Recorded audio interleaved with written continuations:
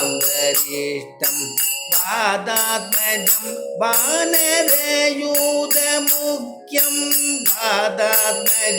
वानरयूथमुख्यं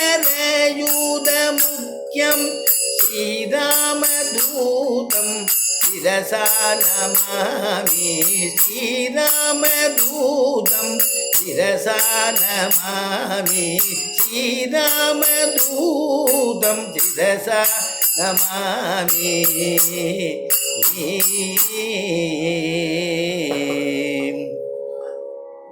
சிவபதியான பகவானுடைய அனுகிரகத்தில் போன வாரம் நாம் ஆரம்பித்தோம் சங்கத்தமிழ் மாலை அப்படிங்கிற ஒரு தலைப்போட.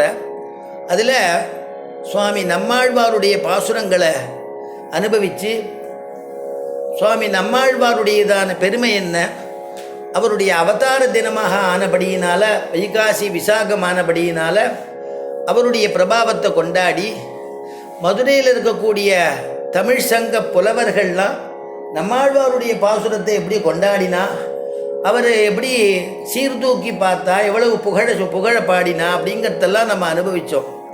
அதுடைய தொடர்ந்து நம்மாழ்வாரை சொல்லும் பொழுது அவர் ஆழ்வார்கள் கோஷ்டியிலையும் அன்வைக்கிறார், ஆச்சாரிய கோஷ்டியிலையும் அன்வைக்கிறார். ஏன்னா பெருமாளை சொல்லும் பொழுது பெருமாளும் பிராட்டியும் நமக்கு பிரதமாச்சாரியன்னு சொல்கிறோம், முதல் ஆச்சாரியன். ஏன்னா அவரிடத்துலேருந்து தான் சம்பிரதாயங்கள் ஆரம்பிக்கிறது. அது மட்டும் இல்லாமல் ஆழ்வாரே சொல்லும் பொழுது பீதகவாடை பிரானார் பிரம குருவாகி அப்படின்னு எடுக்கிறார். எந்த கிருஷ்ண பரமாத்மா பீதாம்பரம் சாத்தின்னு இருக்கானோ அந்த கிருஷ்ண பரமாத்மா தான் ஆச்சாரியனாக அவதரித்தார் அப்படின்னு சொல்லியிருக்கு. சாஸ்திர சம்பந்தமான ஸ்லோகங்களும் இருக்குது. மக்னாது உத்தரதே லோகானு காருண்யாத்து சாஸ்திரபாணினா அப்படின்னு. ஏன்னா சாட்சாத்து நாராயணோ தேவா, சாட்சான்னு இருக்கக்கூடிய ஸ்ரீமன் நாராயணன் உலகத்தில் தவிக்கக்கூடிய ஜீவகோடிகளை பார்த்துட்டு சாஸ்திரபாணியோடு இருக்கக்கூடிய சஸ்திரபாணியோடு இருக்கக்கூடிய பெருமாள், சஸ்திரத்தை கையில் வச்சுருக்கிற பெருமாள் சாஸ்திரத்தை கையில் வச்சுட்டு கீதோபதேசம் போல எல்லாருக்கும் உபதேசிக்கும்படியாகவும் ஆச்சாரியர்களாகவும் அவதரிக்கிறான் அப்படிங்கிறத நம்ம ஸ்லோகத்திலையும் பார்க்குறோம். அதனால் உத்தரத்தே லோகானே, இந்த லோகத்தை உத்தரிப்பிக்கணும்னு பெருமாளுக்கு திருவுள்ளம். அதனால் ஆச்சாரியனாக சாஸ்திரத்தை கையில் வச்சுட்டு அவதரிக்கிறான் அப்படின்னு நமக்கு ஆச்சாரியால் அவதரிக்கிறாங்கிறதுக்கு பிரமாண ஸ்லோகமெல்லாம் இருக்குது. ஆழ்வாருடைய மங்களாசாசனமும் இருக்குது. அந்த ரீதியில் நம்முடைய சுவாமி நம்மாழ்வார் ஆச்சாரிய வர்க்கத்தில் அவர் ஒரு ஆச்சாரியன், பிரதமாச்சாரியனாக இருக்கார். ஆழ்வார்கள்லையும் நம்மாழ்வார், நம்ம அதில் ஒரு விசேஷமானாலும் ஒரு கல்யாணமோ கார்த்திகையோ ஒரு ஆச்சாரியன் திருநக்ஷத்திரமோ ஆனாலும் சம்பாவனைன்னு ஒன்று பண்ணுவோம். இந்த சம்பாவனையில் பார்த்தேன்னா அந்த முதல்ல பெருமாளும் பெரிய பெரிய பெருமாள் பெரிய பிராட்டியார் சம்பாவனா. அடுத்தது என்ன அப்படின்னா பிரபன்ன ஜன சந்தான கூடஸ்தரான நம்மாழ்வார் சம்பாவனை அப்படின்னு சொல்லுவாள்.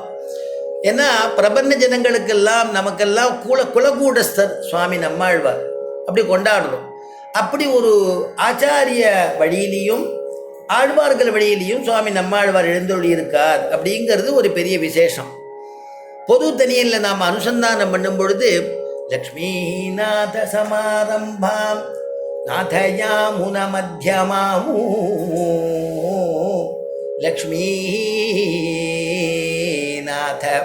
லக்ஷ்மீநாத சமாரம்பாம் நாதயாமுன மத்தியமாம் அஸ்மத் ஆச்சாரிய பர்யந்தாமூ வந்தே குரு பரம்பராம் வந்தே குரு பரம்பராம்.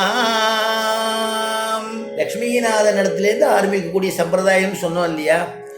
லக்ஷ்மி நாயனார் பெருமாளும் பிராட்டியும் நாதயாமுன மத்தியமாம், ஸ்ரீமத் நாதமுனிகள் என்ன, ஸ்ரீமத் யாமுன முனிகள் என்ன, ஸ்ரீமத் ராமானுஜ முனிகள் என்னன்னு அவாவடியால் வருது. அப்போ நாதமுனிகளுக்கு முன்னாடி யாருன்னா பிரபன்ன ஜன சந்தான கூடஸ்தரான சுவாமி நம்மாழ்வாருக்கு பிறகு இந்த ஸ்ரீமன் நாதமுனிகள், அதுக்கப்புறமா அவருடைய இதான திருப்பேரன் யாமுனாச்சாரியான்னு சொல்லக்கூடிய யமுனை துறைவன் சொல்லக்கூடிய யாமுன முனி, அதுக்கப்புறமா ராமானுஜர், அதுக்கப்புறமா சுவாமி தேசிகன், அதே மாதிரி தென்னாச்சாரிய சம்பிரதாயத்தில் மணவாள மாமுனிகள் அப்படின்னு அந்த கிளை திரும்புறது.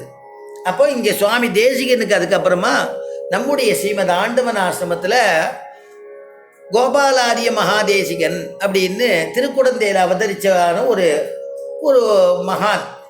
அவர் சுவாமி தேசிகனுக்கு அப்புறம் முனித்திரி சம்பிரதாயத்துக்கு குலகூடஸ்தராக இருக்கார். எப்படி ஸ்ரீசந்நிதி சம்பிரதாயத்துக்கு மடத்து சம்பிரதாயத்தில் ஆதிவன் சடகோபன் அப்படிங்கிறவர் குலகூடஸ்தர்னு சொல்கிறோமோ, அதே மாதிரி முனித்திரி சம்பிரதாயத்தில் கோபாலாரிய மகாதேசிகன் அப்படிங்கிற ஒரு ஆச்சாரியன் எழுந்தருளியிருந்தார் குலகூடஸ்தர். அதுக்கப்புறம் நம்முடைய ஆண்டவன்